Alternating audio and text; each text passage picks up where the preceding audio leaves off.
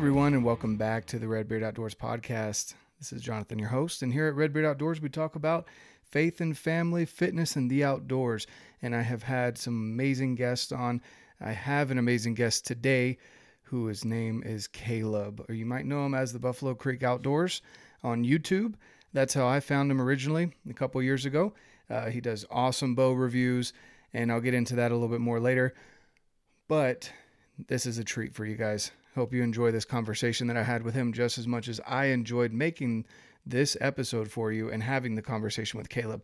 He's fast becoming a good friend, as we're both from North Carolina, and hopefully we'll get to hunt together here pretty soon. Before we get into the fun stuff, I have some amazing companies that I work with, and I have their links down below. Again, if you're looking to make purchases, might as well save money while you're at it. And that will help to grow the podcast as well. It'll help to let the sponsors know that you're supporting them along with me here at the podcast so that we can make sure this grows. So we've got Absolute Aid. If you're looking for a good CBD chewable, I love using it on the days that I'm feeling a little bit more achy or sore from a previous day's workout. I'll add that into my multivitamin regimen that I have. They are amazing, clean company, no THC, just good, pure ingredients. I also have, and I work with First Form Outdoors, or First Form.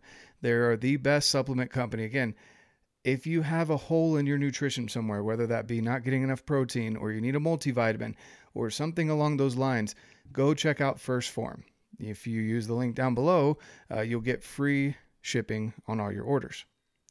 Also, another great company, Alpen Fuel, alpenfuel.com. Alpen Fuel is an amazing granola company. They also sell other meals that I'll talk about in a second, but the granola is second to none when it comes to backcountry nutrition. They are all gluten-free. They're amazing flavors. My favorite is the cranberry white chocolate that they just barely came out with, but also the chocolate strawberry, the caramel apple. Those two are a close second in my book. Go check them out for good granola. If you want to add to your food storage, if you want to use it for the backcountry, for some hikes, backpacking, as we're getting into that season, I highly recommend going and checking them out. Save some money with my discount link down below. They also sell Heather's Choice, which is my top meal choice outside of granola. I love their meals because, again, for me, it's all gluten-free. But even if you're not gluten-free, you don't want your gut being torn up in the backcountry. And we all know those meals that can tear you up in the backcountry. We don't want to have those issues back there. Heather's Choice is my go-to as far as meals are concerned. The salmon chowder is fantastic, but all the meals are just great.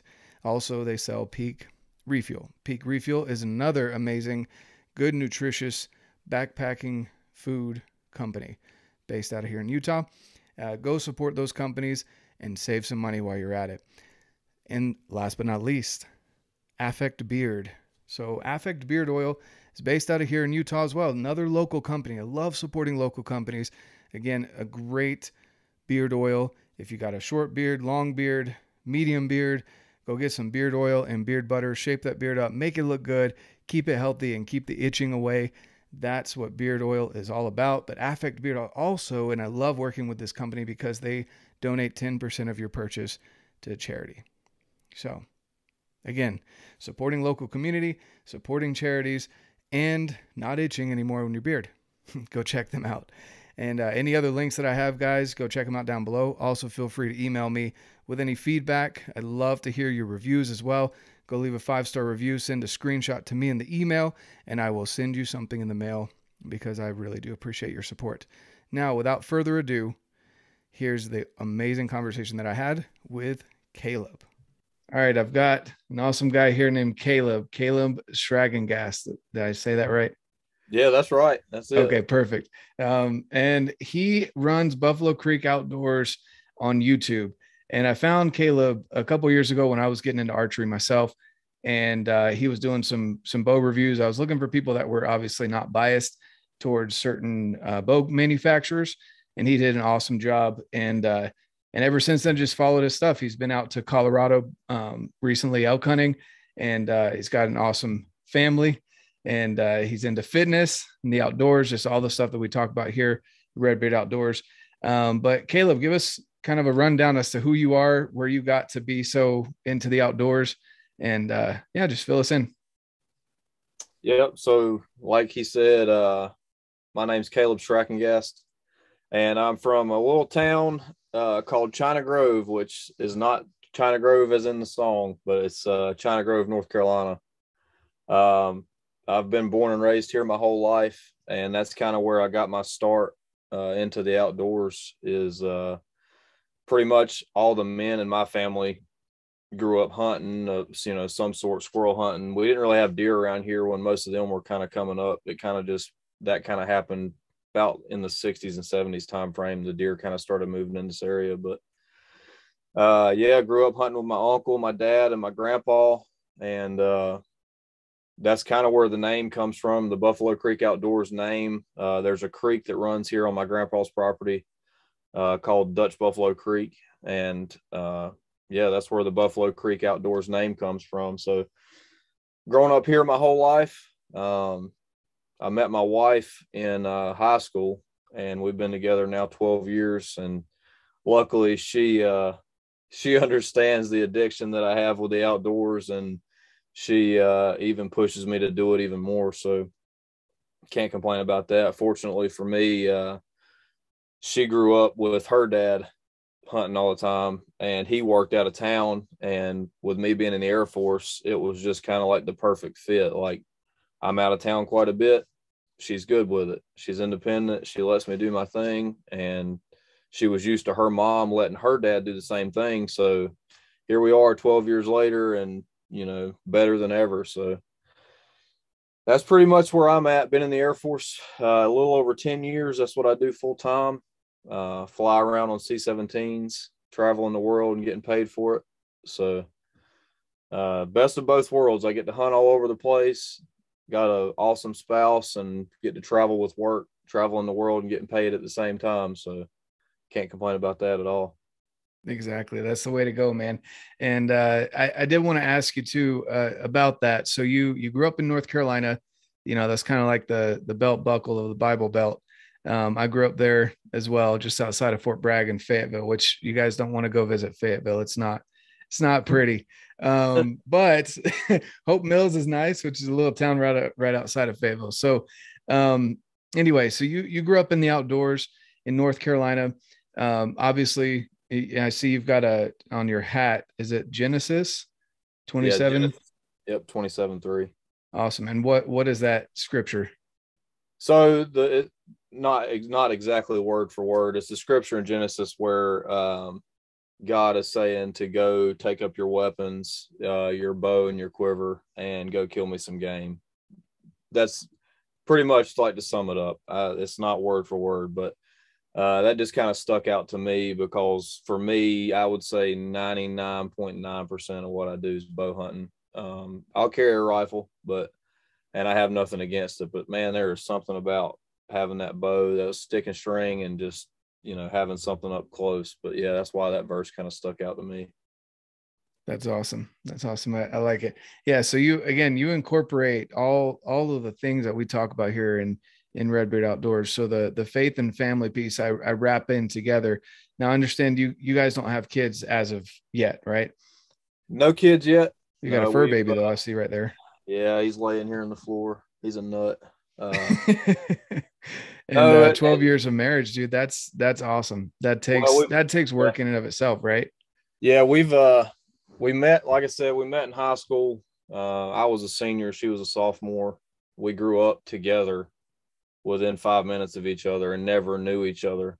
She knew me because, going up through middle school, the sixth graders know the eighth graders, but the eighth graders usually don't know the younger people. So she had heard of me. I'd never heard of her. And we ended up meeting, ironically, in Bible history class my senior year of high school, and just hit it off. Been together ever since. And yeah, that was 12 years ago. We've been married 6 years now. And kind of our thing was I had traveled with the military, but she had never traveled. So when we got married, we started traveling around, and I started hunting, trying to hunt some public land here and there, and then got really big into it. And Yeah, we started trying to have kids about a year ago now, so I guess we just haven't gotten good enough yet at it. So maybe eventually it'll stick and we'll have a few, but right now we just got this one. That's awesome. That's awesome, man. And honestly, like families of all shapes and sizes, I love it. Being married in and of itself as two individuals, that grow together if it's done correctly. And the fact that she and you have this communication to where you can travel for your job and you're providing for the family, right? And she understands that. Now, obviously she grew up with that, but at the same time, it takes communication. Like if you just didn't show up at home one day, she'd probably be like, what the heck's going on? But you let her know, hey, I'm going to be traveling for work XYZ days. And you make that happen. So, and then on top of that, having that addiction for the outdoors, that's a whole nother thing. Cause there's so much, I know in North Carolina, I grew up, you drive down the road, you can't see the other side of the highway because there's trees. Came out here to Utah and it was like desert, which I mean, it is a desert. And I was on the verge of moving back because I missed the greenery, the birds, the deer, even though, they'd run out in front of you all the time on the road. But just the wildlife right outside your door was something that I missed, from growing up out there. And then I got hooked on the mountains. I had a good buddy of mine that brought me into the mountains, and then hunting. After backpacking, we got into Western style hunting, and that's a whole nother ball game. I agree with you too, that bow hunting, there's something else about it. Like, yes, I'll carry a rifle and I'd love to do some awesome, maybe mule deer hunts or limited entry hunts in certain areas with a rifle. But for the most part with a bow, since I've been hooked on it the last 2 years, tell me a little bit more. Did you grow up bow hunting, or did you, is this something more recent? So my dad, he had a bow, and I saw him hunt, when I was real little. But then they got me a bow. So Grafton Archery, that's the shop that I deal with all the time. And I worked there back when it was S&S Graham Archery.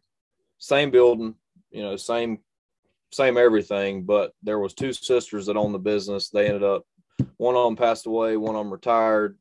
So now my buddy Colin and his dad Joe own the business. My buddy David works up there.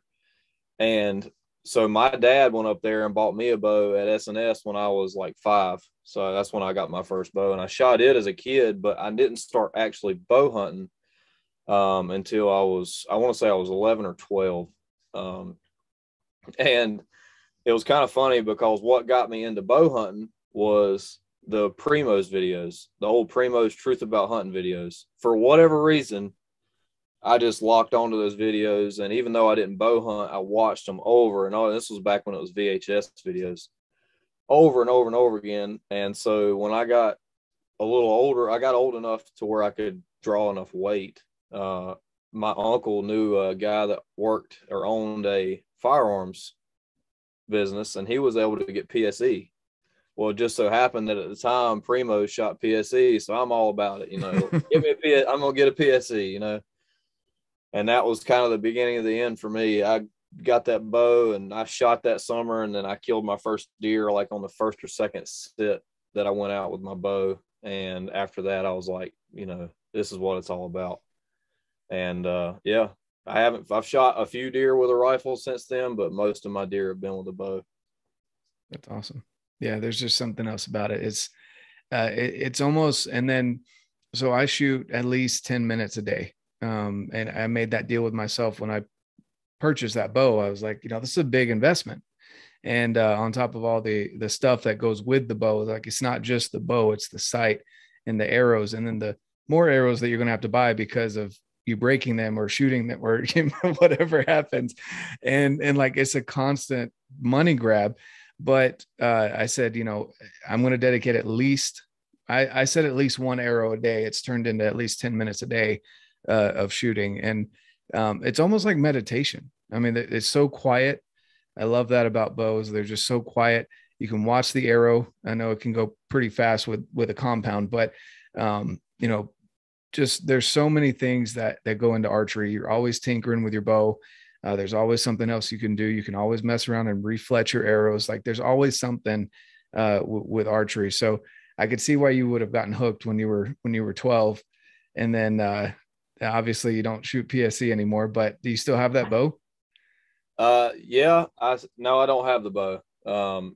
So there was a pretty big gap there. So around 12, so like 12 to maybe 15, I bow hunted, but I only bow hunted when it was bow season. So anything else, I was still using a gun, still, whatever. And I would shoot. I was the typical, I shouldn't say typical. I was the normal guy in this area. I would pick my bow up a week before season. I'd screw on my Muzzy broadheads and I would be flinging arrows. And, that was kind of my bow hunting, how my bow hunting went for the first few years I bow hunted. And then with, baseball, football, and all that other stuff, I kind of slowed down on the hunting until actually right around the time I met my wife. And, I started bow hunting, getting back into bow hunting. And really once I graduated, so I bow hunted a little bit, probably my junior, senior year, not very much because generally football would slam through like 3/4 of deer season. But then I would bow hunt a little bit. And then when I graduated, I was actually looking for a job before I enlisted, and talking about, lifting and stuff like that. I was up at the gym working out and ran into a guy I'd never met before. I had just gotten hired on at Food Line Warehouse to stock the freezer area. And we got to talking, and, we got talking hunting, and ended up being my buddy David, which is still one of my best friends today. He was like, well, I work at an archery shop. He said, you seem like you like to bow hunt a little bit. He said, do you want to come up here and see about getting a job? I said, yeah. And he's a few years older than me. I think he's in his mid-30s, but he said, you want to come up here and look at getting a job? I said, yeah, I'll come up there. And it was like, man, when I got immersed in that, it was like, oh my gosh, the world that I've just been exposed to. And, I already like talking to people. So I like talking hunting. I like talking to people. And here I am in an archery shop, and now I'm immersed in archery like big time. And first thing I did was I got up there and I started shooting those bows, and I'm still shooting a bow that's 10 plus years old, or right at 10 years old. And I'm like, man, the technology's changed. And I had no clue, And I started getting up there shooting bows, and I'm like trying to scrounge my money by. I think I was making like $10 an hour. I was like, oh man, I got to get a new bow. I can't be working at an archery shop and shooting this 10-year-old bow, And one thing led to another. I brought that old bow up there and I sold it. Kind of wish I wouldn't have now. I'm in the place now where I can afford not to have sold my bow. But then it was like, it's just a bow. I'll sell it. I'll get a new one. And that was kind of what started the Hoyt thing for me. I shot all the bows, and I ended up with a boat with a diamond because it was a little bit cheaper, and I had issues with it. Finally, I was like, I really like this Hoyt. And I ended up getting a Rampage XT, and I will never forget that. That to this day is probably top 2 of my most favorite bows ever. I just shot that bow so good. And the next year rolled around, and I'm like, I can afford a little bit better bow. So I got I don't even remember which one it was, but I hated that bow. And then I went to another one. But yeah, I shot the Spider 34, this hanging up here behind me. I've been shooting that bow since 14.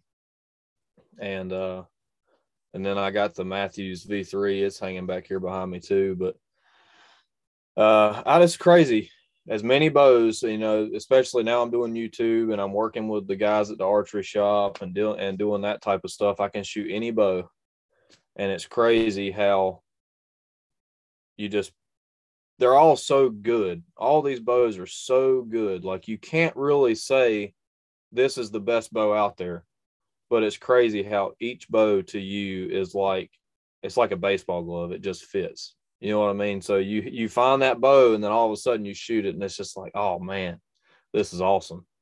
And that's the bug that I have. Like, that's the kind of thing that I'm into, the whole process. Like, we talk about, like, that's why, like, if any of you guys watch my videos, you will know my emotions are on my sleeve.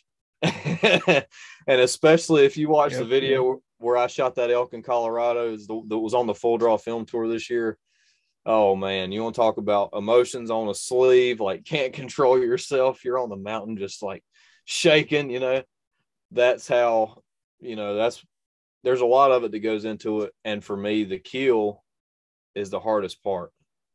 I don't really enjoy killing the animal, but it's all the days that I was out in the yard shooting my bow. It's all the hours that me and my buddies put in hiking and working out and getting our bodies in the best shape we can be in, all the time away from your family, and your wife's calling you on the mountain like, you're doing so good, keep it up, you're going to get one.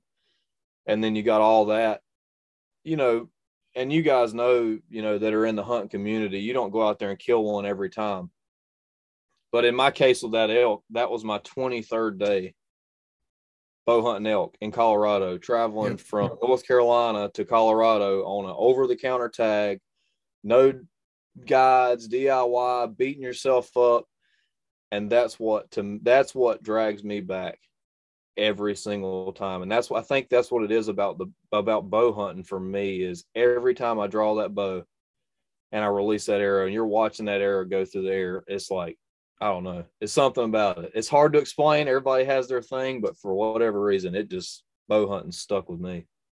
No, yeah, I get it 100%. And yeah, that was an awesome video to watch. I'm gonna have to go back and rewatch it again, because I still have yet to kill my own elk. This last year was my first year archery elk hunting out here in Utah, and Utah is not an easy tag over the counter. I know Colorado over the counter is not easy as well. There's a lot of people that you run into up there, and especially because Colorado has so much. I think it's unlimited for out of staters, and so a lot of people gravitate towards Colorado for that reason. But that was an awesome video, and yeah, I agree. People should go check your stuff out, because you do. I don't know. There's not a tangible thing that I can describe with your videos. It's just very down to earth. No nonsense with your reviews, and it's just it's just a great experience to just sit there and watch you shoot the bows. And for me, that's the other thing too. Like, they're all, especially once you hit the flagship bows, they're all very similar. It's just there's slight nuances that are different. Like Prime has their center grip that's right in the middle of the riser. They have a different look to them, which, even though some people may say that's not important, you want your bow to look good. If you're spending that kind of money, you want it to look the way that you want it to look. And which is why I'm still waiting for my bow, because Matthews was on back order when I ordered mine. Yeah, me too. Exactly. I'm still waiting on my bow to come in. Right, exactly. Because I had to get the special different colored limbs from the riser, blah, blah, blah. But again, I'm spending the money. I want it to come the way that I want it to come. And so you just do an awesome job with that, where you just show, like, obviously you generally gravitate towards to Hoyt and Matthews, but you go through all of them and you shoot them, and there's just those slight things. Like, I think Elite does a good job of, like, if you like tinkering with your bow itself and you don't have a lot of equipment, that's one. Or Bowtech, I think, is another one. If you want speed, you generally go towards Hoyt and Matthews. Like, there's just a whole, it just kind of depends on what you're looking for, just like with any gear. And I could go down that rabbit hole. I'm such a gear junkie. But anyway, yeah. But that's awesome. The thing with me is so if you can't really see my whole room, but right now it is wild. I mean, I've got stuff everywhere. But the weird thing is, for me, when I get out there, especially coming all the way from North Carolina and going out west, or even when I go to hunt public land in Ohio or wherever I go, when I get there, I know my gear is what I need, what I want, where I want it. It's all good to go. Like, I am super picky when it comes to that type of stuff. And yeah, I mean, what you're saying about the bows, it's there. I have a lot of people comment on my videos like, why do you only shoot Hoyt and Matthews? Which I don't, but I do shoot PSEs. I do shoot the Bowtechs. But at the same time, just out of respect for the guys at Grafton, I'm only going to review and I'm only going to shoot the bows that they carry. I would like to go out there and shoot the Primes. I would like to go out there and shoot They used to carry Elite. They haven't been carrying them as much lately. They just haven't sold that great in our area. But I would like to shoot all those bows. And it's not that I don't want to, but at the same time, I've been fortunate and blessed with the buddies that I've got, and the avenues that I've been able to take with doing their videos and stuff. And I just don't want to mess that up. I'm not going to go out here and rep a product, even if it's a good product. I'm not saying it's not, but I'm not going to rep a product that those guys don't carry, because I don't want to do that to them. So yeah, I get a lot of comments about that on my channel, and I'm not biased to any bow brand, but yeah, like you said, I do seem to gravitate to Hoyt Matthews, but that's just because those are the bows that I shoot that seem to fit me the best. Well, like I said, I got this V3 back here. I shot it all year, and it's a great bow. I love it. It shoots good, but for whatever reason, my preference, and the one that I still got set up, is this 2014 Spider 34. I hadn't shot my bow in several weeks. I went out on the deck yesterday and shot a turkey target at 63 yards, first 2 shots, and I'm drilling a little white dot. And I haven't shot that bow in forever. It's just certain bows. I mean, I try to be as unbiased as I can in my videos, and I hope that comes across, but it's hard to not say I really like this bow. I try to give the details and I try to give the specs. And a lot of other guys are asking, why don't you shoot these bows at 30 inches? Why don't you give the speeds at 30 inches? And I can do that, but you can go on the website and see what the bow shoots at 30 inches. It's going to shoot reasonably within 10 or so feet a second of what they say it shoots normally. My draw length is 27 to 27 and a half inches. So if you want a really honest review, that's where I'm going to have to shoot the bow at. And I feel like there's a kind of a gap on YouTube of guys. Most guys are around that 28, 29 inch draw, somewhere in there. And I feel like that's where most of your reviews come from, in that range. There's not that many that shoot the bows at the shorter draw lengths. So that's what I try to do.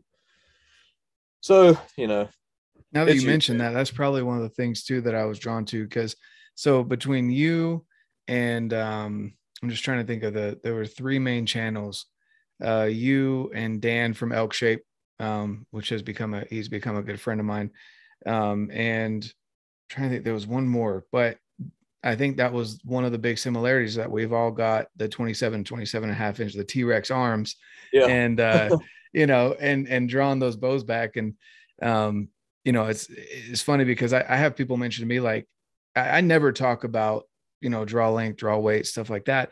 But when people ask, I'm like, yeah, I'm shooting I think it's going like 84 pounds on my Hoyt. And they're like, why you gotta shoot so heavy? I'm like, well, because I want to shoot a little bit heavier arrow, and I want the same flight, and I don't have long arms like you do. So got to make up for it somehow. Yeah. But no, that's, yeah, I agree with you, man. It's, you can't please everyone. And I do feel like, there's so many broad reviews on bows, that you kind of have to pick your niche, and what you've done. Again, the people that want to say, why don't you review these other bows? There's so many other channels out there. That's not what you do. You want to support your local guys. You want to prove, not prove, but you want to provide your value to them as well, just as they're providing value to you. And so, yeah, there's definitely nothing wrong with that. Nothing wrong with that at all. Does your wife shoot a bow? So, yeah, she has shot a bow. It's been several years since she shot a bow. So when we were both going through college, I thought in my mind, I'm like, man, I got this smoking hot girlfriend. We weren't married at the time. I'm like, I love to hunt. I want to get her into hunting. And if anybody that knows my wife, she's beautiful. She's down to earth, but she is a girly girl. I mean, as girly as they come. And that's one of those Southern belles, huh? Yeah. I mean, she's, the best person to deal with. She's awesome, but she does not like getting her hands dirty, and that's fine. And as I got a little older, I realized, and this is something good, I think, for me personally. I think this is something good. It's not really marriage counseling or marriage advice, but this is something that I see in the marriages around me that tend to last. The people in the couple are, when they met, they were individuals. They had their individual likes, they had their individual hobbies, they had their individual things that they wanted to do. And it seems like the marriages that are strong, like I feel like my marriage is, continue that into their marriage. So they're you come together as a couple, you do things together, you make your decisions together. But there's something to be said about having your own hobbies and being able to go out there and enjoy your hobbies and know that your spouse backs you up 110%, because they know that that's who they married. They know that that's what makes you tick. And that's kind of how it turned out with my wife and I. Long story short, she shot a little bit. We ended up going hunting and had a nice 8-point come in. Had a little bit of ruckus in the blind trying to get set up, and there goes the buck, and that was the end of it. She started dental hygiene school, and she didn't have enough time to shoot the bow. And I'm kind of under the impression, and like I said earlier in my bow hunting, I didn't do my due diligence as far as shooting my bow and making sure that when I went hunting, I wasn't going to wound an animal, at least to the best of my ability. But I do feel like as bow hunters, we owe it to the animal to know our effective range, our real effective range. Yeah. Know our equipment. Know, and there's always something that's going to happen. We're always going to make bad. We can make bad shots. Bad things happen when you're hunting. It's just how it is. But we owe it to the animal to be as good as we can at the craft that we're doing, so that we can cut down on how many animals we wound. It's going to happen. If you hunt long enough, you're going to wound an animal. But if you can cut down on it, you by all means do everything you can to do that. And she was to the point where she couldn't shoot enough to be effective, to stay good enough. And it wasn't what she was passionate about. Right. So she'll go with me every now and then, but it takes a little bit of prodding and, hey, come on, babe, spend some time with me, go out to the blind, but she will go with me every now and then, and she supports what I do, but she's not a hunter. Yeah. At all. No, I hear you. But even just like shooting in your backyard or anything, do you guys ever go out and have date night in the backyard shooting bows or anything like that? Oh yeah, she'll come out there, and my dog Robbie, he's great. He's my little buddy. I don't have to put him on a leash or nothing. We're out there. He just loves running around. I'll be out there shooting with him. And usually when I get home from work, I'll go out and shoot some, and she'll come out there and we'll talk while I'm shooting and whatever. But yeah, I mean, it's kind of, especially with the Buffalo Creek Outdoors thing, when I started this, it was kind of like a joke. My wife, I love her to death, and she'll even tell you this. She supported me, but in the back of her mind, she's like, this guy is wasting his time. He's wasting all this time doing these videos. And it's kind of turned into more of a family thing now, where like my wife is, if you see something on my social media that looks a little bit girly, it's because my wife has kind of taken over my social media for the most part, because I enjoy editing the videos. But when I try to work full time, edit videos and do social media and do all this, it just becomes too much. And it actually kind of takes away from what I was enjoying. Mm-hmm. So now the whole Buffalo Creek Outdoors thing has brought, and it's weird how, and I noticed this when I was doing the elk film with the Full Draw Film Tour, how this passion of mine has turned into like a whole family thing. So my wife helps me. She helps me with the products and stuff like that. My sister-in-law is all into, figuring up new designs. They got like this little hometown thing where everybody's like, oh, I love watching your stuff. You inspire me, and I don't even hunt, and I love watching your stuff. So yeah, it's pretty funny how, a dream of yours has kind of turns into something that affects so many people around you. Yep. Yeah, no, I agree with that. And yeah, I've kind of, my wife was the same way. Now I don't do YouTube because I'm not much of a videographer. I say that I take a lot of pictures and videos of my family and kids and me doing stuff on my phone. But like I considered it at one point, but I knew that I would be too much of a perfectionist with it, that it would take away from my, kind of like what you were saying, where it was starting to take away from your experience. And so I'm like, I like talking to people. So why not put a microphone in front of me and talk to people? And And yeah, my wife was kind of the same way. She was like, "Oh, you're really going to do this? Like RedBeard? Huh? That's funny, you know."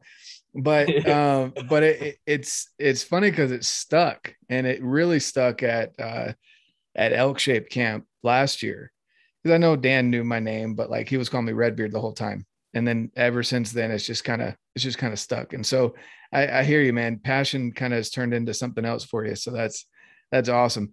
Um, Now, I agree with you. And I know you're not saying marriage advice because you're not necessarily a counselor, but I do agree with that 100%. I can't remember what I heard, and I might be misquoting it, but something about not being codependent, but co-independent is something along those lines where you Mhm. can still, like, you come together, you have your own experiences and you share them. Because if you're codependent and you're always doing what she wants or she's always doing what you want, you never grow. They're dragging you along or you're dragging them along, and it's not fun for either one of you. So I agree with that 100%. It takes a lot. Again, it takes a lot of that communication, but it's worth it. And when I do get it Oh, right, yeah. when I do finally hit the nail on the head, it's nice, right? Yeah. But when it's, it can be a bumpy road sometimes, but that's awesome that you guys get out and she supports you. You guys have that sense of humor where you can laugh about it. She can joke with you about it, but at the same time that you guys are supportive of each other. That's really cool. So let's talk a little bit more about this, about the fitness side of things. So I'm just going to say, growing up in North Carolina, and it's not the deep South, but nutrition in North Carolina sucks. Like, I'm just going to say it. It's just terrible. Everything's either fried or pastries or we'd always call it I love this meal that my grandma makes, but if I ate it too much, you get fat. Chicken slick is what she call it, but chicken pastry. So have you ever had chicken pastry? It Oh maybe, man, but I haven't heard it. I've never heard it called that. I don't know chicken what. slick. So it's basically just thick pastries that she cooks up almost like spaghetti noodles, but they're these like slabs of just pastry. And there's chicken in it and some other, she doesn't season much. It's like salt and pepper. And then you have like green peas and a green salad with it. But it's almost like a soup without the soup. I don't know how to describe Kind of it very seems well. like a chicken pot pie, Yeah, kind of. like It doesn't breading have the the breading chicken. around it. Yeah. It's like a noodle that's like a Okay. rectangle. Huh. Um, It's like a anyway, chicken lasagna. yeah, kind of, yeah. And so, things like that, or just deep fried food, or you got the double fried chicken, things like that. How did you get into fitness being around all of that? Because you're a pretty fit dude. So how'd you get into good nutrition being around all of that kind of food? So I will not lie to you. I eat like a 400-pound kid. That being said, I was blessed with good genetics and a really high metabolism. But on the downside of that, and what kind of got me into fitness, and I say that jokingly, I do eat too much sugar, M&Ms and stuff like that, and How about that backpacking. 11 layer chocolate cake? Have you ever had that?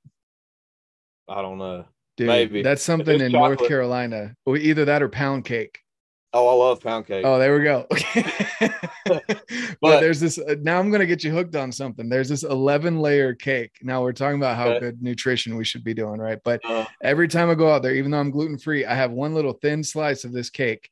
It's like the perfect ratio of cake to icing. And these layers are like this thin, just as uh-huh. thin as the icing layers.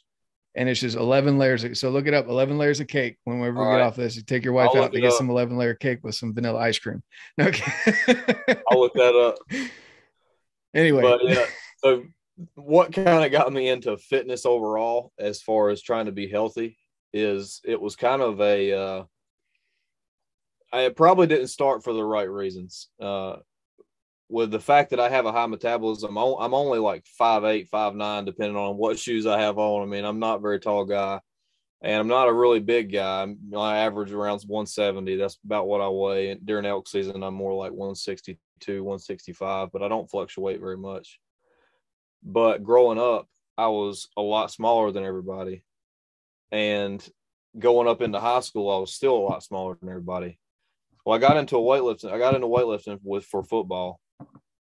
And I was tired of getting picked on. That's kind of what it boiled down to. And overall, I think probably some of your strength comes from genetics. Genetically, I feel like I'm fairly strong for my size. And it was the same then. Before I ever worked out, I felt like I had a good base. I was able to, right off the bat, I was able to bench my body weight, which a lot of people can't do that. Like, nothing against that, but just overall, I felt like I had a good base. I was fairly strong for no bigger than I was. So I started the muscle gain, weight gain and shakes and everything, trying to put on some weight. And I did put on some weight. By the time I graduated, I was like 155. I think when I started working out, I was like 115. And pretty much that just kind of got me into it. Like, I felt good. I felt healthy. I felt strong working out, and I hated running. I just absolutely hated running. And baseball and football, you don't run very long distance. And that kind of the sprints and the short distance runs for cardio and stuff like that, that was kind of what I was into. And then when I got out of high school, I continued the lifting and stuff like that. My goal was just to get big. I wanted to get strong. I wanted to get big. And then I decided I was going to join the military. And so for boot camp, I knew I was going to have to run. I was going to have to be in good cardio shape, that type of stuff. So that kind of started, okay, I knew I had to run a mile and a half. I'm going to run a mile and a half, and I'm going to still maintain my muscle. But for me, for my body type, when I run, I lose muscle. I can't hold it. I can't hold my strength. I can't hold my muscle mass for whatever reason. I don't seem to be able to do that. So I went to basic. I got down to like 165, and then I went to tech school. And for any of the guys out there that have been in the military or are in the military, generally when you go to a tech school like that, you've got all this food in the DFAC. You can eat whenever you want to. Like, it's all there. So when I got out of basic, I had lost like 10 pounds. I was like, I got to build this muscle back up. My running's over with. I don't have to run. Very rarely do I have to run anymore. Here we go. I'm going to start building. And I ended up getting up to 184. That was my biggest. And at 184, I was benching like 365. I was squatting, close to 400, which is not a lot. That's not huge numbers for a lot of guys. But for somebody that's my size, I felt like those were good numbers.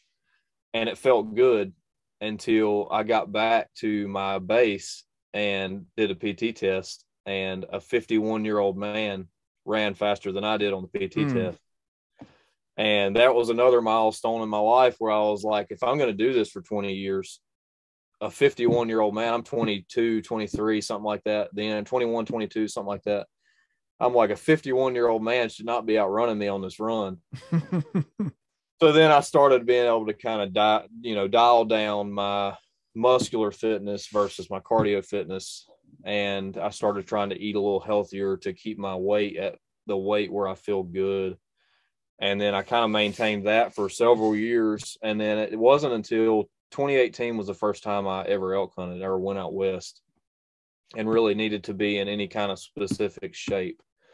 And I'm not saying you got to be in a specific shape as in if you're out of shape, you can't elk hunt. That's not the case. But the caliber of hunting that I wanted to do, I knew I needed to be in a certain cardio shape. And I knew I was going to have to sacrifice some of my muscle size to be at that healthy weight where my joints and stuff. And I've had an ACL reconstruction. So my knee, I jacked it up like 9 or 10 years ago.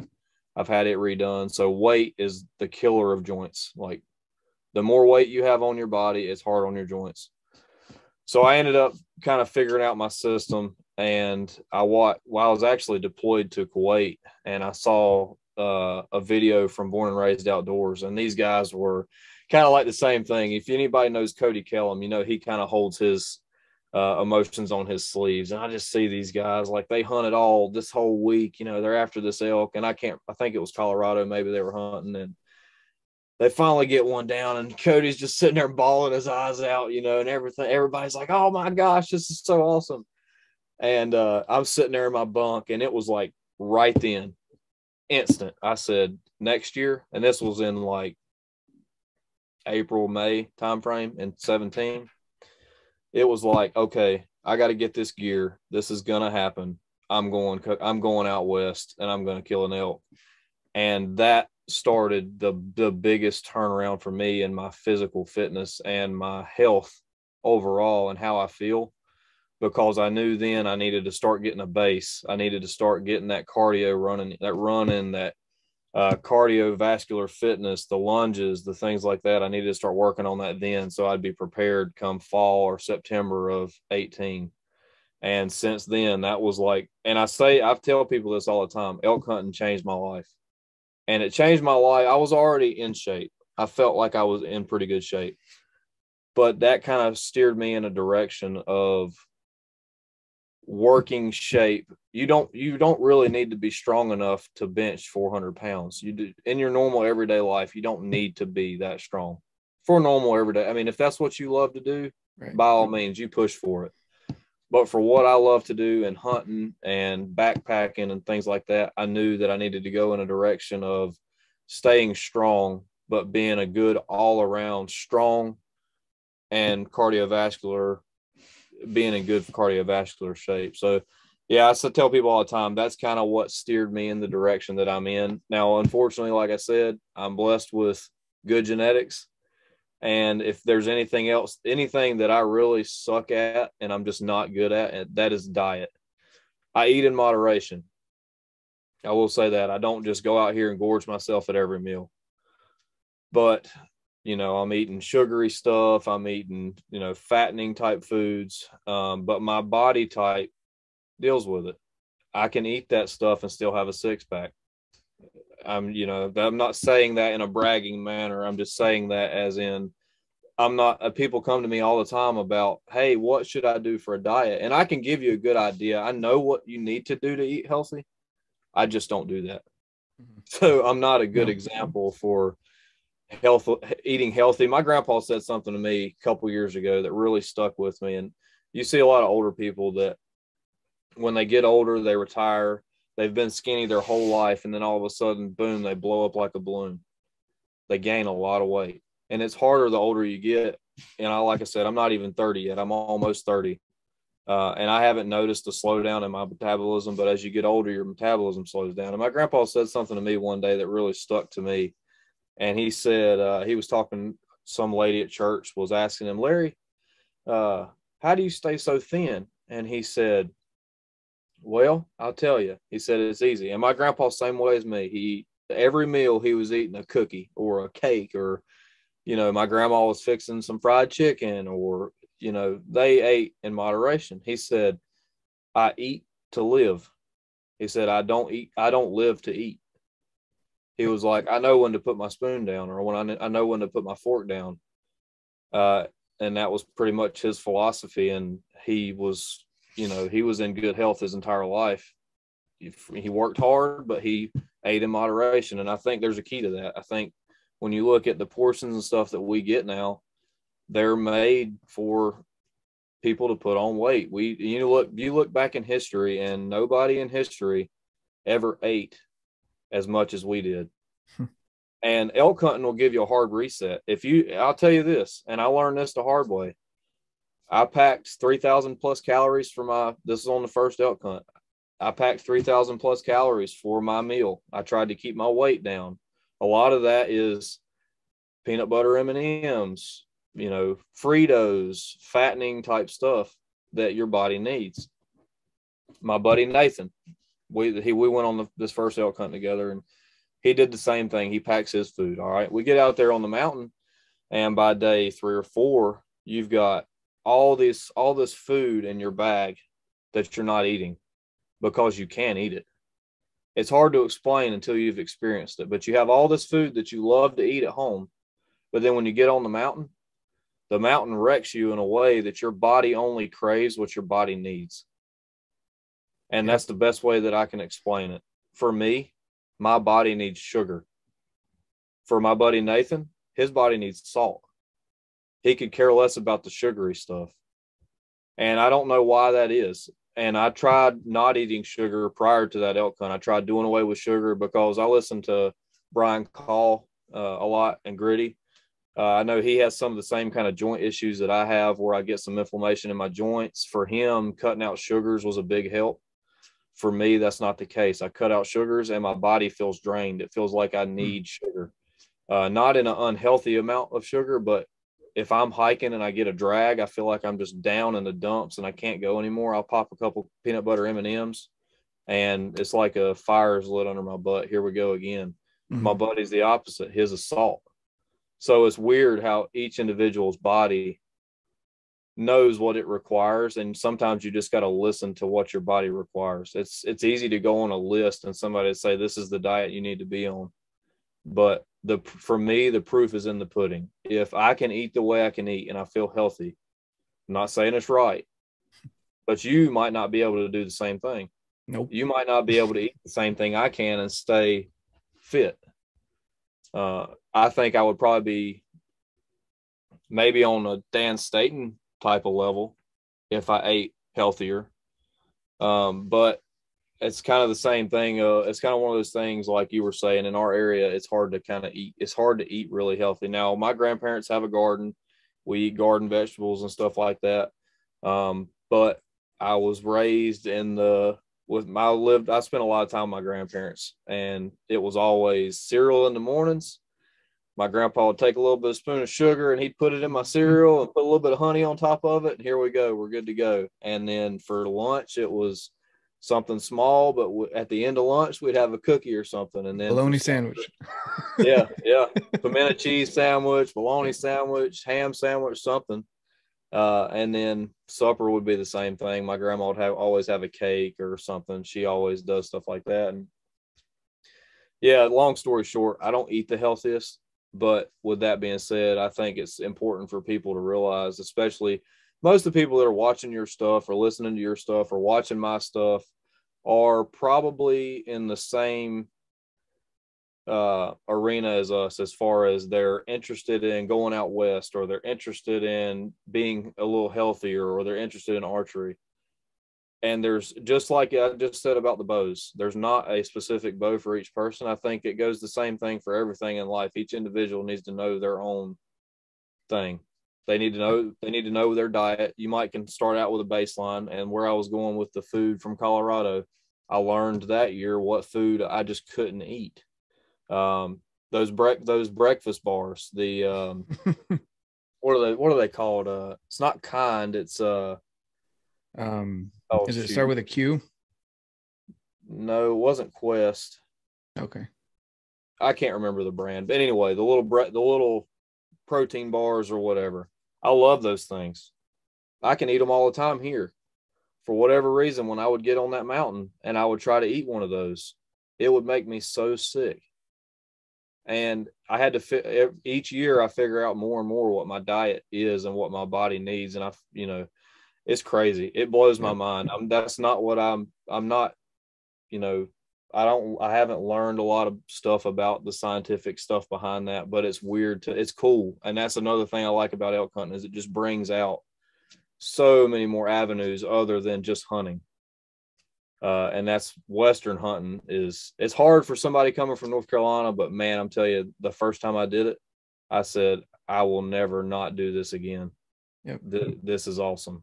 And that's why I tell people all the time, elk hunting changed my life, and it made me healthier. It made me a better person. Spiritually, it made me better. I mean, you want to talk about a heart-wrenching gut check, and everybody that watches my stuff know I'm big on, I'm in the Bible, I believe in that type of stuff. I live my life around that type of stuff. I try to be a good example.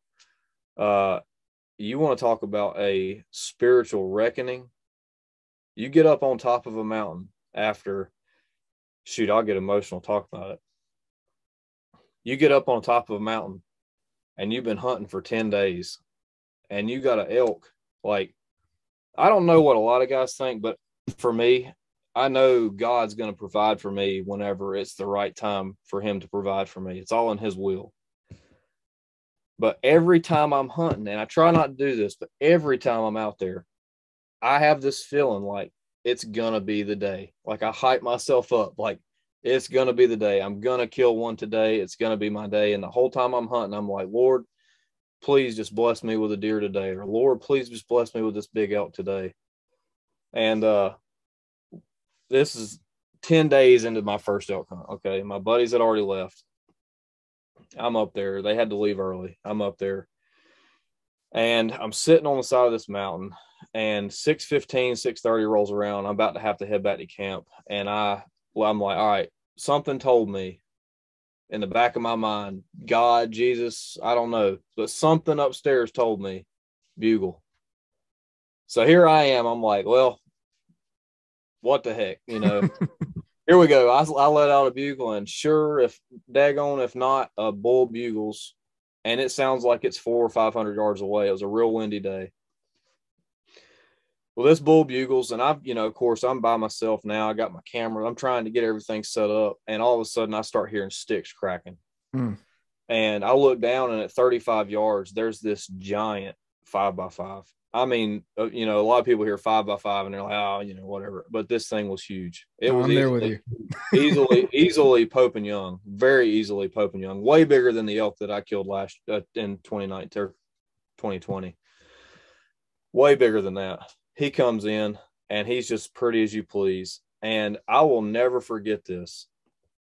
And I actually wrote an article in the Colorado Bowhunter magazine, the October edition. It was kind of on this whole thing, but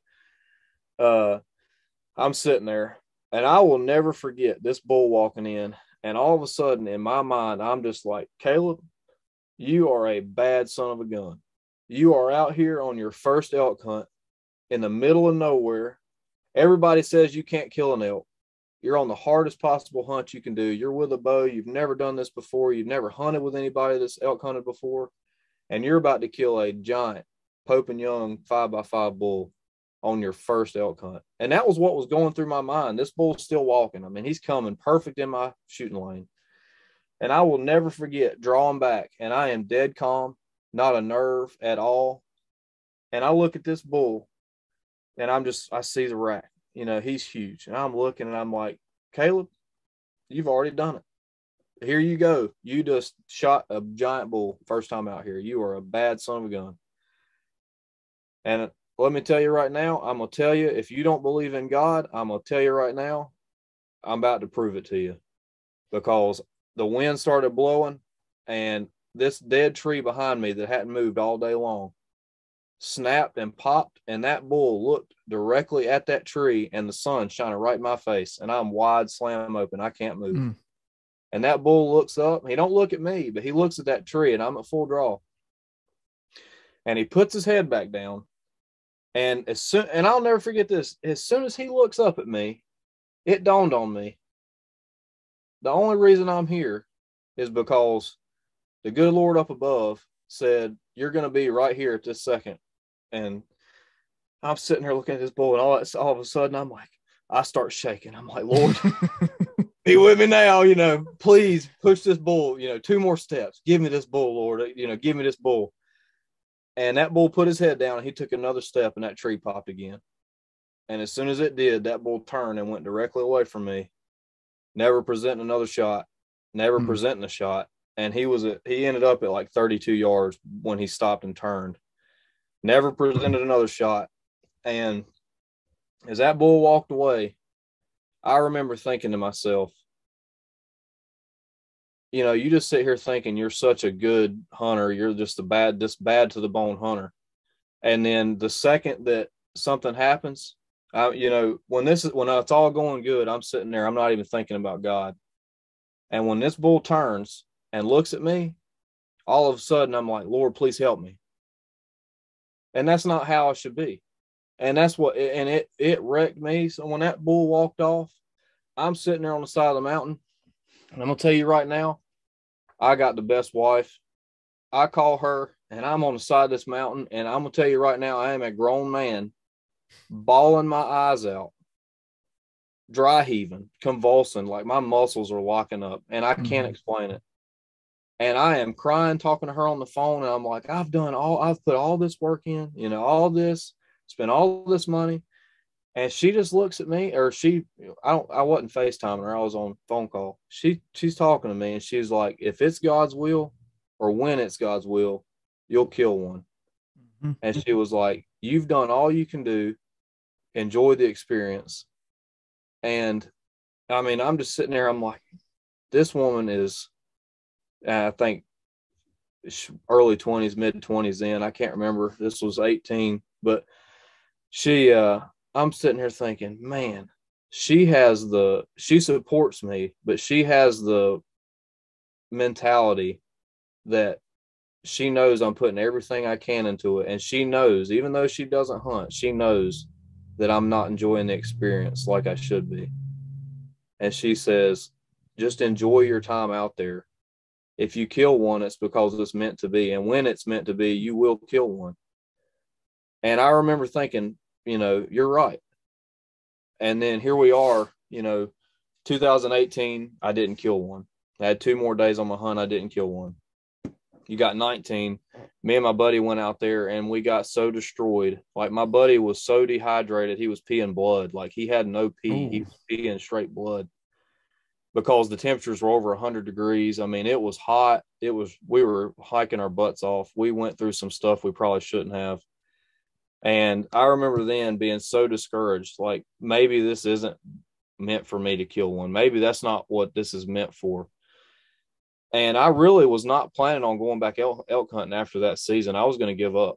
I was that demoralized. I was going to give up. And then I started getting messages from people on Facebook and Instagram and stuff. They're like, I watch your stuff. And this was before I started doing YouTube. I didn't start doing YouTube until after that in 2019, actually putting videos out. People were watching my stuff and they're like, you inspire me to get out there and be healthier. You inspire me to get out here and enjoy nature. And I don't hunt, and I still love watching this stuff and seeing your Facebook story and, Facebook and all that. And that was when I was like, kind of thinking, it kind of changed my way of, it's not about me. And then it started making me think, I'm like, I should start putting this stuff out there, because even though I'm not killing animals, people can get something out of this. And then here, fast forward 2020, we get ready to go out for this hunt. And, I'm prepping, I'm pushing myself. 2 days before my hunt, my Hoyt breaks. I had an RX4, my Hoyt, it breaks. And then I just remember, normally I would be so upset. And I was just like, I ain't worried about it. If it's meant to be, it's meant to be. Came in here, got my Spider 34. No joke. Within 30 minutes, I was shooting broadheads out to 80 yards.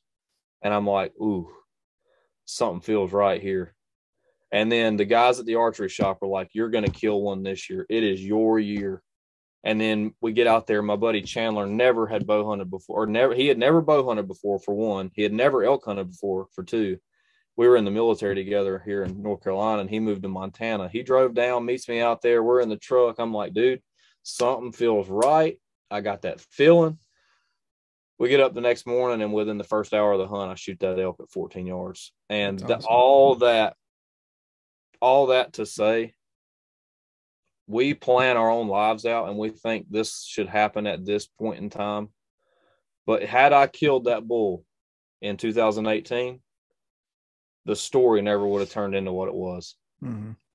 I would have never been able to reach people through elk hunting like I feel like I have to this point, because had I shot that bull, Caleb would have just been a bad to the bone bow hunter that just went out there and I know everything, and I went out here and killed this bull. But what it turned into was an experience and a life journey that inspired other people outside of bow hunting in a way that I could have never orchestrated that. It had to be somebody up above. And what that turned into, I mean, I'm telling you right now, for me, the whole spiritual side of it, it's just, it all ties in together for me. And I try not to do it in a way that's over the top. I try not to convey that in my stuff, like I'm saying, you got to believe this. But I try to use that as an example for, there's somebody out there watching after you, and there's somebody out there that cares about you and has your life in your best interest in life in his mind. And that's kind of how I try to portray that in my videos. And I hope it comes across that way, because just like with my tree stand testimonies that I try to put out there on social media, I don't do those to try to, throw religion on people. I try to do it in a way that's just down to earth, Like, this is what I get. This is how I'm experiencing this. And I hope you get something out of it. If not, by all means, that's fine. But if I think about it and I don't say it and I don't put it out there, it's never going to touch anybody. Yep. So, like I said, I like to talk, but man, I get passionate when I start talking about that kind of stuff. And for me, it's easier to convey my message of my beliefs and how I live my life. It's easier for me to convey that through my experiences in the outdoors, because that's where I feel the closest to God. I feel like this is where I was meant to be. Yep. So yeah, no, I appreciate you sharing that story, because it's crazy, because like what you were saying with the whole experience of what was going through your head that first year. You got the bull within 30 yards, and you're the baddest person out there, and your first year you're going to smack down this bull, and didn't plan out. And it definitely humbles you a lot, being out there in the mountains. And then the next year having that bow break, and how many people would have gone home due to that, and they would have never had the experience that you had. And so it is key to control everything that you can control, but realize that you can't control everything, and I love that about, I used to get stressed out about things that were out of my control. And I think that's the problem with a lot of people, going back to health, or even, bow hunting, or getting outside in general, or with their families. Like, there's things that you can't control, just an example. I can't control my little 7-year-old. He is the most rambunctious, hands-on, like just bullheaded kid that you will ever know. And you wrap that up with ADHD and everything else he's got going on for him. And it's just so hard sometimes. Like, I just want to make you do what you need to do, but I can't. That's out of my control. What's in my control is he sees how I live my life, and he sees how I discipline, and he sees what needs to happen. Right. And that's just, again, one example. But in your example of, you can't control your bow breaking. To a certain extent, you can. Don't dry fire it. Don't do this. Don't, like, certain things, take care of it, maintain it. But you did everything you can. Happened to fall apart on you. You had a backup plan. You controlled that you had a secondary bow, right? You controlled that you had stuff. You had a good archery shop. You had control of the things that you could control. And then you still went out there and you made it happen. Right. I love that. And I do realize that about a lot of people who are successful in what they do, is that they don't focus on things that are out of their control. They don't care about whether it's comments on social media. They're like, okay, cool, whatever. Like, what does that have to do with me? Judge me how you like. I'm doing what I need to do. And I'm sharing with, like you said, the people that really need it, that message that you put out there. And if you didn't have that humbling experience, you probably would not have reached the people that have either been through the same thing or something similar outside of hunting, that they failed the first couple of times that they went out and did it. They spent days and weeks and months on fitness or whatever it may be, and they failed, and they're realizing that you can come back from that. And so I definitely appreciate the stuff that you put out there. And I want people that listen to me to also go over and check your content out, because again, it's non-biased, it's down to earth, it's faith-based. I mean, there's so many things that go along with it. You're very, you don't put it out there as much, but you can tell that your wife is happy, and that you guys communicate, you guys work out together, you guys do a lot of stuff together, that incorporate that family aspect of things. And so that when you fill her bucket, so that when it's time for you to go somewhere, she's more than supportive. She didn't tell you to come home on that hunt that you screwed up that first year. She supported you and said, if it is what it is, then that's the way it needs to be. Right. I've blessed with the same thing. I had so many experiences this first year, and one of them, I didn't listen to, I got frustrated with these other stupid hunters we were dealing with. I didn't listen to a spiritual prompting that I had to sit in that spot until dark, until I literally couldn't shoot anymore. I got up 15 minutes before dark and headed down the mountain, turned back around, and this big old bull was walking out in front of where I was going to be sitting. No joke. And he was 60 plus yards, and I wasn't going to take that shot just because it wasn't ethical. Tried to run him down, Hail Mary effort.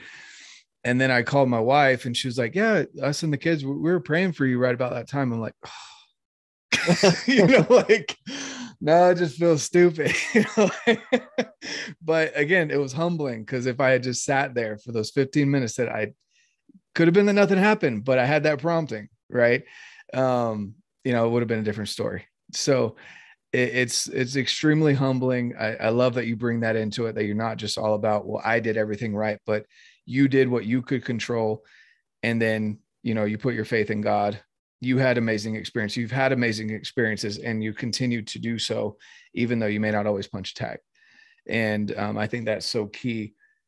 That's, the biggest thing out of maybe this whole conversation is just control what you can control, put your faith where it needs to go, and then enjoy the experience, enjoy the ride, enjoy life, Yeah. and yeah, but Yeah, thank that's you. so true. I mean, there's a saying that my grandpa told that it really ties into what you just said. Control what you can control, but realize that there's somebody upstairs that's got your best interest in mind. And this story goes like this. This guy was on the boat and his boat sank. And he's floating in the ocean and he's praying to God, please deliver me from this situation. Well, lo and behold, here comes a person in a boat. And they pull up to him and they're like, hey, do you need help? And he says, no, God's going to deliver me from this situation. So the boat goes off. Well, here comes another boat. Same thing. Do you need help? No, God's going to deliver me from this situation. So the boat goes off. Here comes a third boat, and the guy's drowned. He's dead. He gets to heaven, and he's like, God, I thought you were going to deliver me from this situation. He said, I sent you two boats. And that's so true. I mean, it Yep. honestly is. God has your best interest in mind. His boat went down for a reason. You don't know what the reason is. You may not always know what the reason is, but he's always got your best interest in mind. And I do, my hunting goes the same way. I do as much as I can do to be as good as I can, to know as much as I can, to be as healthy as I can, and to have my gear where it needs to be. And if it's meant for me to kill an animal, it'll happen. But everything leading up to that is up to me. God's putting these avenues out there for me. It's up to me to take advantage of them. Exactly. So, you know, that's good. I think what you were saying, control what you can control, but you can't control certain situations because Yep. there's somebody up there that has a reason for what's going on. And my wife and I right now, we're building a house. We just started building our house. We've been saving. We got married, and this is another marriage tip. When we went through our premarital counseling before we got married, our pastor made us go through the Dave Ramsey Total Money Makeover. And my wife and I are not rich. We don't have these $100,000 a year jobs. And if you got one, that's awesome. We don't. But he made us go through the Dave Ramsey Total Money Makeover. And when we got married, we were both no debt. We had no debt. And we got married with a money goal in mind. We were going to save this much money. And we were going to save until we had X number of dollars. And then we were going to build our house. And that's what we're doing now. Unfortunately, we're building a house in the time where everything is more expensive than anything has ever been before. And your money's not going as far. And it's hard for me because I see all this money we've got saved up and how well we've done. And it stresses me out to the point where it's not fun for me to build this house. And we're doing a lot of the work ourselves. And sometimes I have to sit back and listen to the stuff that I put out there to other people of God has this under control. I know there's a reason why we're building our house right now. I can't see it, but you were also talking about my wife's bucket is full. She doesn't expect me to come back. She doesn't expect me not to go hunting. Part of that is my wife wants a house. And she wants a house because we want to start having kids. Well, this little trailer we live in is awesome. My grandparents have blessed us. We rent for super cheap. It's a great little place, but we do not have enough room for kids. And because my wife allows me to do the things she allows me to do and allows me to enjoy my life, I owe it to her to allow her to enjoy her life. And if building a house is what makes her enjoy her life, then we're building a house. Yep. So, it goes both ways. And I know on this podcast, I've talked a lot about how my wife gives and gives and gives to me, but it is a two-way street. I don't just take from her all the time. And I think that's a pretty big thing to put out there too, is it goes both ways for both parties in the relationship. And if your relationship isn't in order, you're never going to enjoy your hunting side of it. Yep. You'll be up there. You'll be up there in the silence, but your mind is everywhere else. Yep. You know, yeah. Again, going back to controlling what you can, like you can control what you contribute in your family, what you contribute with your work. You know, be of value to your work so you can come back to a job. You know, so you get your crap done before you head out on the mountains, whether that be again with your job or with your fitness. Like you can control your fitness level so that when you're out there, you're as Dan would say, you're limitless. He feels limitless out there because he's been, I mean, I think he's 40 and he's been training ever since high school consistently in the weight room. You know, he feels limitless up there. And that's how I want to feel as well. And anyone else that wants to go Western hunting, don't ever underestimate, don't ever say, you know, and yeah, you can kill an animal, you can fill a tag off the road. There's road hunters. But you won't be consistent and you will always have limitations. So again, just controlling what you can control and then putting your faith where it needs to go and going from there. So I appreciate you sharing, you know, a bit of your life with us and your recent experiences. And man, I could talk to you for hours. You're just an awesome guy. And I know you've got stuff to do. And but where can people find you when they want to look you up? So of course the YouTube channel is Buffalo Creek Outdoors. That's the main thing. That's where I put a lot of my time and energy into. And then social media, I've got Buffalo Creek Outdoors on Facebook, and then it should be the Buffalo Creek on Instagram. And then we have a website as well, where you can buy merchandise and stuff like that, hats, t-shirts. We do that more of just, you know, community support. We don't really make much off of it, but it's just kind of one of those things.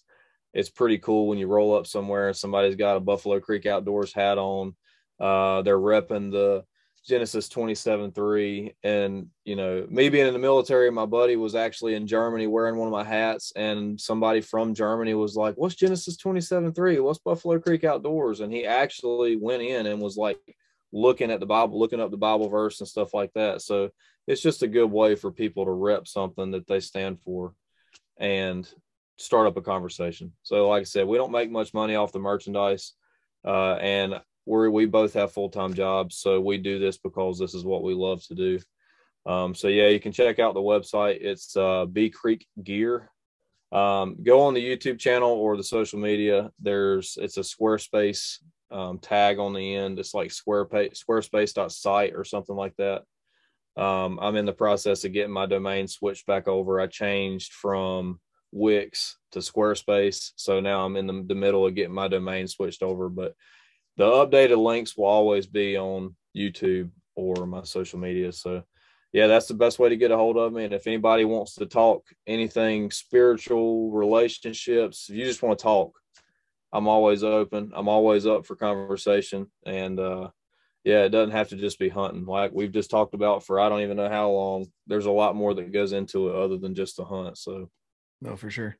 And we'll definitely have to, we'll stay in touch, and we'll have to follow up after elk season this year. And hopefully we both punch our tags this year. Yeah. I don't know if I'm going to make it out west this year. Unfortunately, I'm already getting the bug, but building this house, I hear pretty much when the house needs me, I've got to be able to be here. So if I don't hunt out west this year, I'm planning on doing like a 3-state public land whitetail hunt in November. Cool. A week here all the way around, then come back to the house. So I might have to this could start a whole nother rabbit hole, but do you hunt in North Carolina for deer as well? Like, do you hunt for deer in North Carolina as well? Do I hunt what? For deer in North Carolina? I do. Yeah, I hunt public land here. So we might have to link up, because I've got a lifetime hunting fishing license in North Carolina. My grandpa had the foresight to buy that for me when I was born. So we might have to link up and maybe do something like that if you can't get out here. Let's do it. I'm always open. And that's another thing. If anybody out there wants to hunt together, shoot me a message, because unfortunately a lot of my buddies at my age just don't have the vacation to be Yeah. able to go and do what I do. Fortunately, with the military, I get 30 days leave a year. I can go and do, during that period of time. So I'm able to go out west. And being from North Carolina, I don't run into very many people that hunt out west. So I'm always looking for new hunting buddies. If you ever want to get together and go hunt somewhere, it's pretty key. I mean, hunting buddies are key, and that's a whole nother conversation in itself too. You really see people's true colors when you get up Yep. on the mountain. But I can already tell I enjoy your personality, and I like watching your stuff too. So I think we get along pretty good. But yeah, let's get together for, seriously. If you ever want to go hunting or whatever, you draw a tag out there and just need somebody to film, let me know. Awesome. Sounds good, man. Well, you guys, this was a special treat having Caleb on, and go check out his stuff. I'll leave the links down below. And as I always say, guys, get out, live your life, and love it. All right. I really hope you enjoyed that conversation as much as I enjoyed making it. Go and check his stuff out, guys. Again, I'll leave the links down below. Thank you so much for tuning in. There's so many podcasts out there that you could choose from, and I love that you're sharing it with friends and family. You're getting this message out there to keep things simple and sustainable with your faith in family, fitness, and the outdoors, and incorporating all those things into your lives will allow you to live a more happy and successful life, as I am finding, and you're joining me in my journey. So thank you so much. And also, of course, go check out RedBeard's Fit Crew. Love to have you over there. It's a great community, private Facebook group where we just support each other in our fitness goals, and we just get after it together. Let's go, guys. It's springtime. I'm excited. Get out as much as you can, and of course, live your life and love it.